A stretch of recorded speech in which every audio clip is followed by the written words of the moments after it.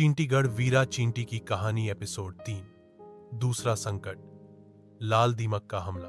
आप यह कहानी सुन रहे हैं दादी माँ के कहानी यूट्यूब चैनलों पर। बरसात के कुछ दिन बाद चींटीगढ़ के पश्चिमी सुरंगों में अजीब कंपन महसूस होने लगे। मिट्टी जगह जगह से खोखली हो रही थी। फिर एक दिन चौकसी पर तैनात सैनिकों ने देखा लाल दीमकों का झुंड। वे बहुत तेजी से मिट्टी काटते थे और सुरंगों को चाट जाते थे। अगर उन्हें नहीं रोका गया तो चींटीगढ़ पूरी तरह गिर सकता था। रानी रजनी ने तुरंत सेनापति मंडूक को बुलाया। उसने कहा, हम अपनी सेना भेजेंगे और उन दीमकों से सीधा युद्ध करेंगे। अगले ही दिन दर्जनों चींटियां युद्ध के लिए भेज दी गईं, मगर दीमकों की संख्या बहुत ज्यादा थी।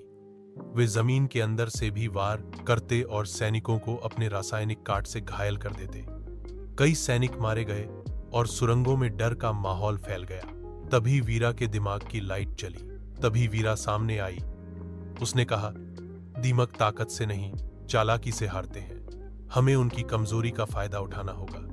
वीरा ने सुगंध विशेषज्ञ चींटियों को बुलाया और कहा कि लाल दीमक मीठी गंध की ओर आकर्षित होते हैं। उसने साम्राज्य के बाहर एक खाली सुरंग में शहद और गन्ने का रस डलवाया और दीमकों को उस ओर लुभाने के लिए नकली सुरंगें बनवाईं। दीमकों का झुंड मिठास के पीछे पीछे नकली सुरंगों में घुसा और फंस गया। वीरा की योजना सफल हुई। सुरंगों की मरम्मत शुरू हुई और साम्राज्य फिर से सुरक्षित हो गया।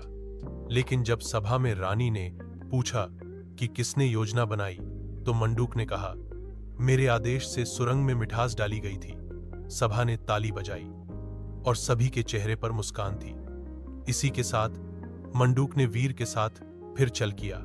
हमारे चैनल पर ऐसे दिलचस्प कहानी सुनाने के लिए वीडियो को लाइक, चैनल को सब्सक्राइब करें और घंटी को बजा दो ताकि आपके फोन की भी घंटी बाजे। तो चलिए बिना समय गवाएं अपनी कहानी की तरफ बढ़ते हैं। इन चींटियों के चेहरे पर मुस्कान ज्यादा दिन नहीं रहने वाली थी। समय धीरे धीरे बीता और एक दोपहर अचानक पश्चिम दिशा से धुएं की गंध फैलने लगी। ऊपर के जंगलों में किसी ने आग जला दी थी जो तेज हवाओं के कारण फैल गई थी। चींटीगढ़ के ऊपरी हिस्से सूख चुके थे। आग अगर नीचे तक आ गई तो पूरा साम्राज्य राख हो सकता था। सब घबरा गए। रानी की सभा बुली गई। सेनापति मंडूक बोला, हम प्रार्थना करेंगे कि बारिश हो जाए। मगर वीरा जानती थी यह वक्त सिर्फ दुआओं का नहीं है, काम का है। वीरा की जोखिम भरी योजना। वीरा ने तुरंत काम शुरू कर दिया। उसने कुछ भरोसेमंद चींटियों को बुलाया और कहा, हमें आग से पहले मिट्टी की गीली दीवार बनानी होगी जो गर्मी को रोक सके। उसने कई 100 चींटियों को तालाब के किनारे भेजा, जहां से उन्होंने गीली मिट्टी लाकर सुरंगों की दीवारों पर लेप करना शुरू किया। कुछ ने उसे पागल कहा, आग इतनी दूर है और तू दीवार बना रही है।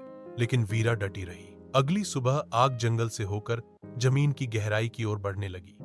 गर्म हवाएं सुरंगों में उतरने लगी।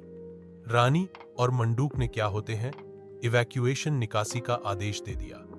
तभी गीली दीवारों ने असर दिखाना शुरू किया। आग की गर्मी अंदर नहीं आ पा रही थी। वीरा ने ऊपर की तरफ एक धुएं की निकासी सुरंग भी बनवाई थी, जिससे धुआं बाहर निकल गया। साम्राज्य एक बार फिर बच गया। इस बार कई चींटियां जान गई थीं कि यह वीरा का ही काम था। कुछ जवान चींटियों ने उसके पास जाकर कहा, तुमने सच में जान बचाई। लेकिन सभा में फिर से मंडूक ने घोषणा की, हमारी सेना ने सुरंगों की सुरक्षा की। रानी ने सिर हिलाया। वीरा ने कोई विरोध नहीं किया। उसके चेहरे पर वही पुरानी मुस्कान थी, मौन वीरा की मुस्कान। चलिए इस एपिसोड को यहीं समाप्त करते हैं। आओ चलो देखते हैं एपिसोड 4 की एक झलक। रानी की बीमारी और जड़ी बूटी की खोज और वीर चींटी का होगा साम्राज्य और समाज निष्कासन। कहानी में एक नया मोड़ आएगा। अगले एपिसोड के लिए कमेंट में बताइए। वीडियो को लाइक करो, चैनल को सब्सक्राइब और घंटी को बजा दो ताकि आपके फोन की घंटी बजे।